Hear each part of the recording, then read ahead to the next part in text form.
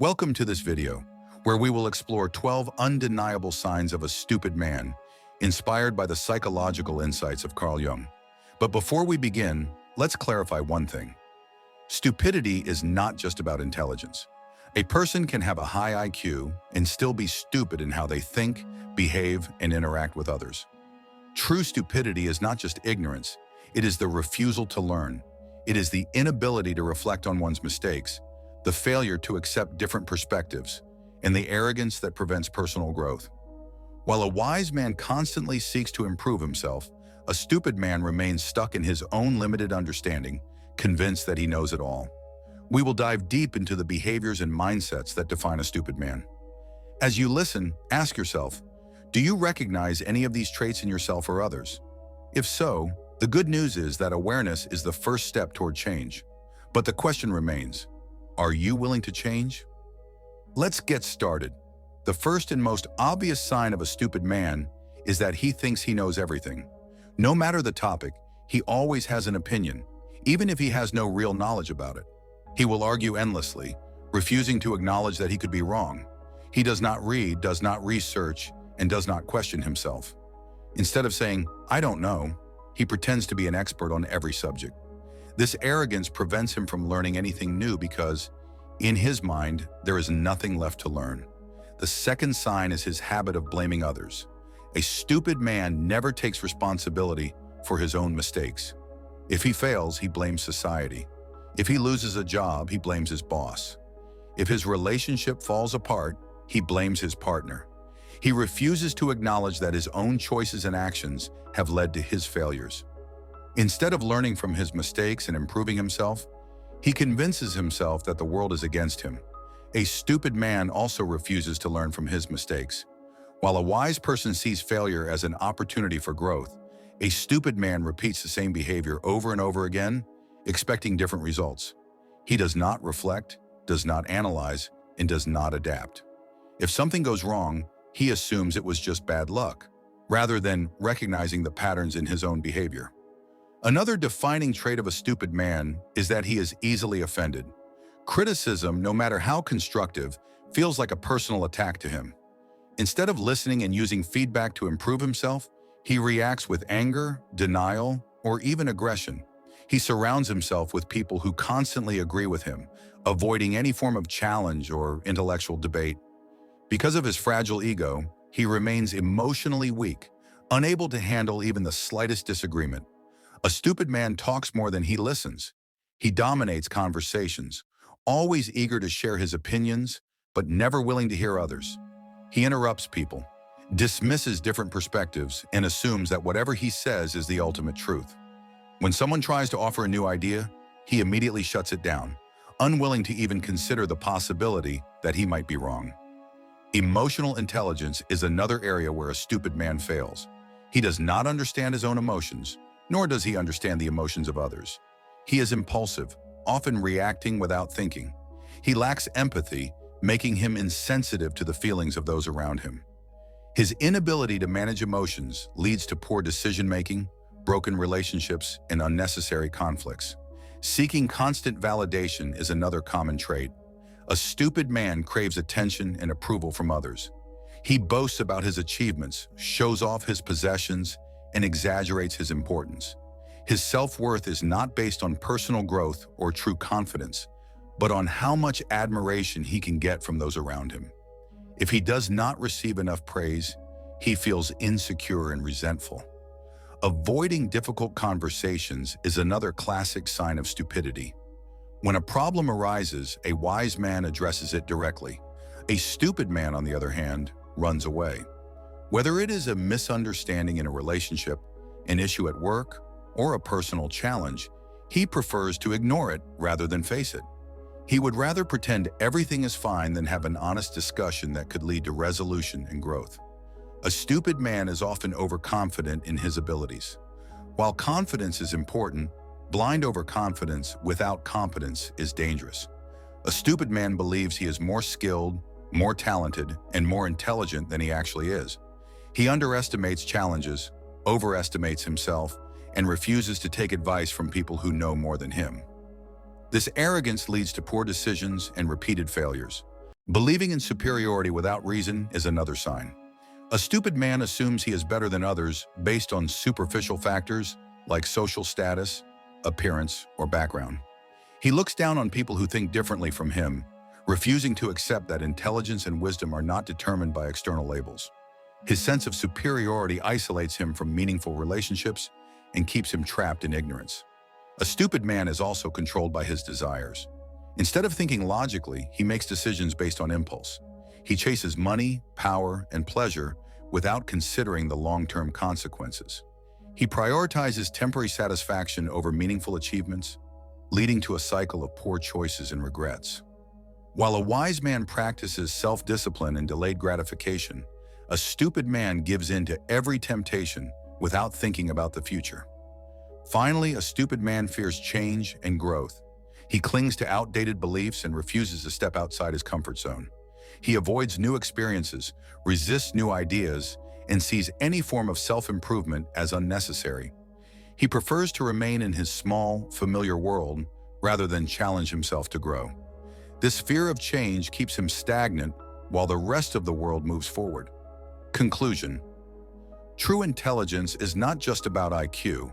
It is about self-awareness, emotional intelligence, and the willingness to learn. A wise man understands that life is a continuous journey of growth. He listens, learns from his mistakes, and constantly seeks to improve himself. A stupid man does the opposite. He refuses to change, rejects new knowledge, and blames others for his failures. If you recognize any of these traits in yourself, remember that awareness is the first step toward change. The question is, will you take that step, or will you continue repeating the same mistakes? The weight of foolishness. On a quiet evening, under the dim lights of an old cafe, a man named Hassan sat alone, stirring his coffee absent-mindedly. His eyes were fixed on the steam rising from his cup, but his mind was elsewhere, burdened by years of choices that had led him to this moment. Across from him sat an old friend, Omar, someone he had once respected but avoided for years. Omar had asked for this meeting, insisting it was important. With a deep sigh, Omar leaned forward and said, "Hassan, do you ever wonder why everything in your life keeps falling apart?" Hassan scoffed. "Falling apart? That's life. Some of us get lucky, and some of us don't." Omar shook his head. "No, Hassan, this is not bad luck. This is you. I've watched you make the same mistakes for years, and every time, you blame someone else." Hassan's grip on his cup tightened. He didn't like being questioned, and he especially didn't like being told he was wrong. Omar continued, "You refuse to listen to anyone. You talk like you know everything, even when you have no idea what you're saying. You argue with people who are trying to help you. And worst of all, you never learn from your mistakes." Hassan laughed bitterly. "So now you're here to fix me? To lecture me?" Omar sighed. "No, Hassan. I'm here because I once believed in you. But I see now that your biggest enemy is yourself. You are blind to your own foolishness." Hassan's pride burned inside him. He had always thought of himself as the smartest in the room.